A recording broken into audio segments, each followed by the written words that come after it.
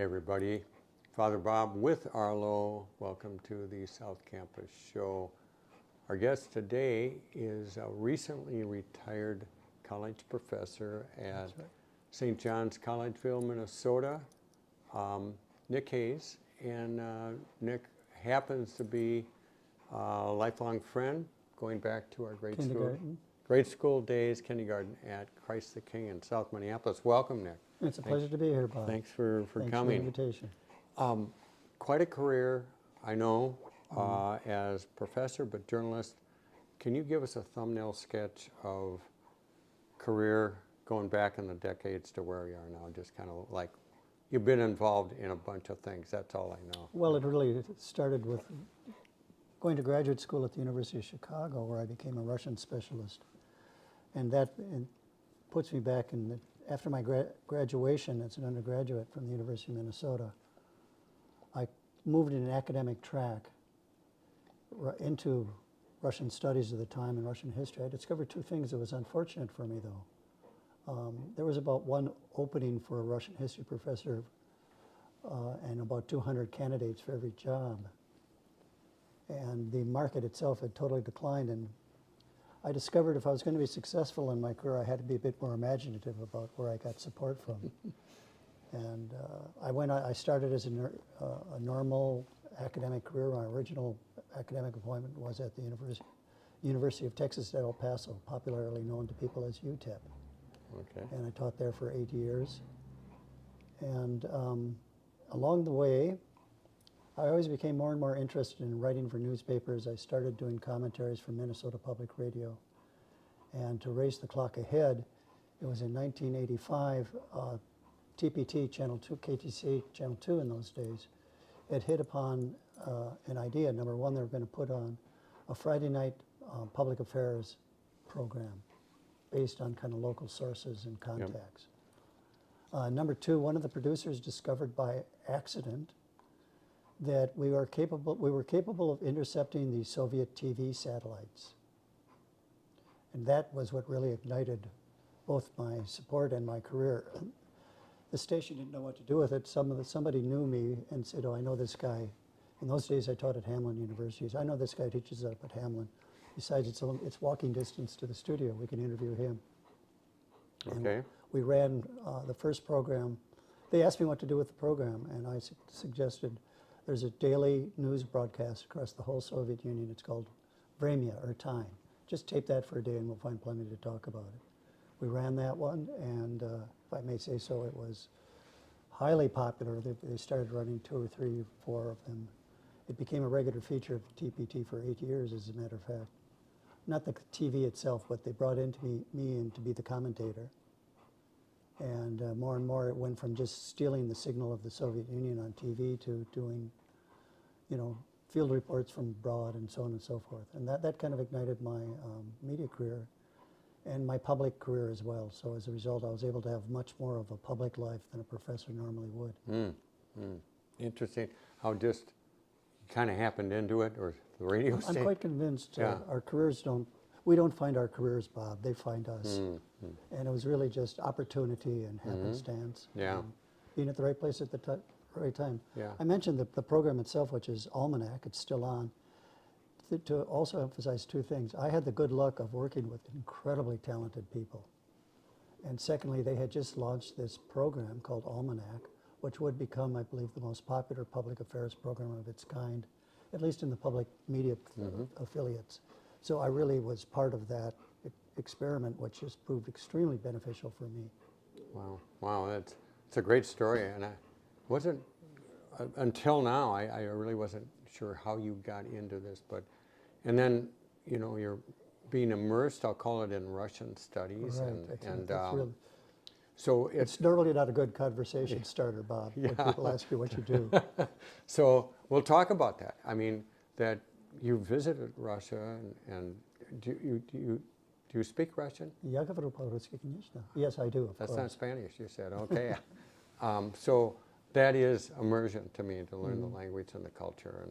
Well, the real turning point for that was my wife Marcia and I, with 2 young sons, went to Russia to Moscow for a year on what is called the IREX program. And it's an international professors exchange program we had with the Soviet Union.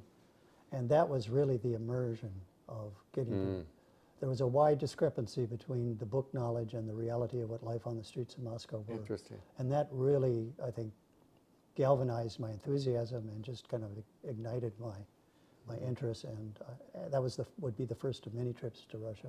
Wow. So when Gorbachev came to Minnesota in early 90s, I know you were on the scene for that. Can you say a bit more about that?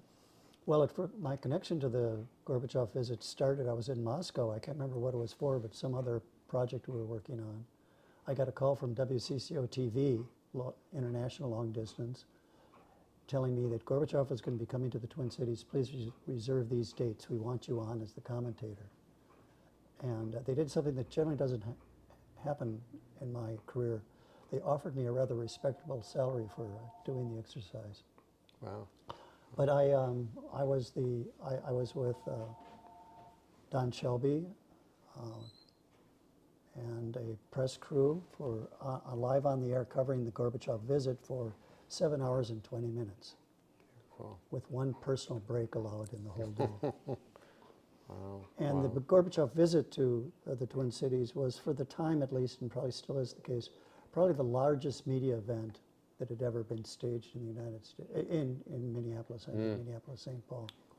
Quite something. And so the whole town had a fit of Gorbamania at the time, and I got to be, and I got to be the guy that kind of explained things. And Don Shelby was a perfect, foil for me.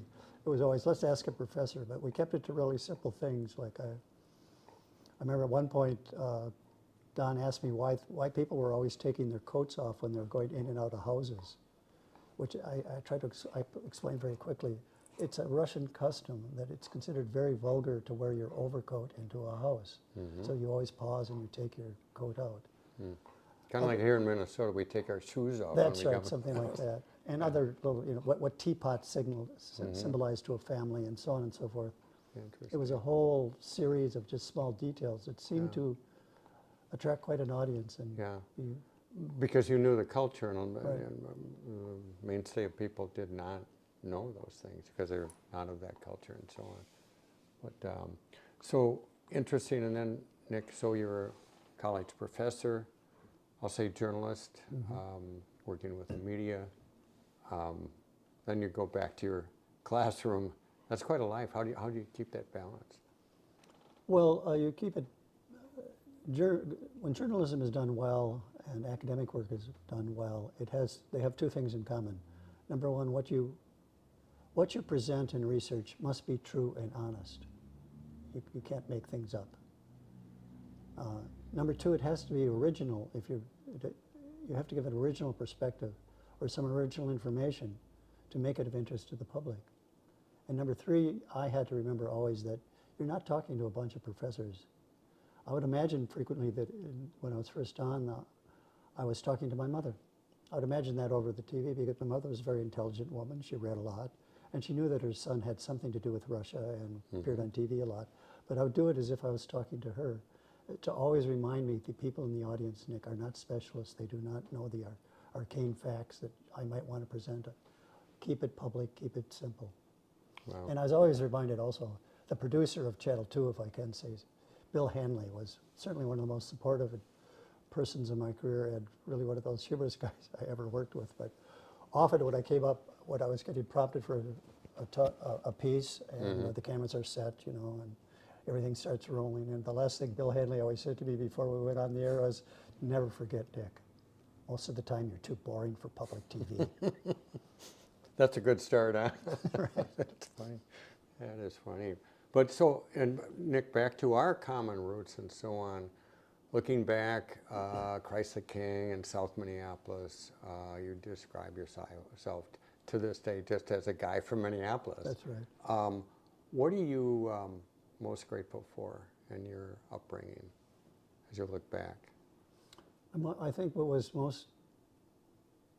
the defining feature of my upbringing was the sense of community I grew up with in Southwest Minneapolis. In this respect, it was also, I had a typical Catholic Cold War childhood. I grew up at the height of that culture. And that may have had the ironic effect of making me more interested in international things, international affairs, stories and travel and other places like that. Other than that, I grew up in a time when America was really at an age that seems so radically different from what it is today. But there was, I think, after World War II, a great awakening in the United States. And so I'm really a product of the same generation that, you know, watched the space launchings, got excited about Sputnik and all of this stuff. That was all part of the Cold War culture and community I grew up in.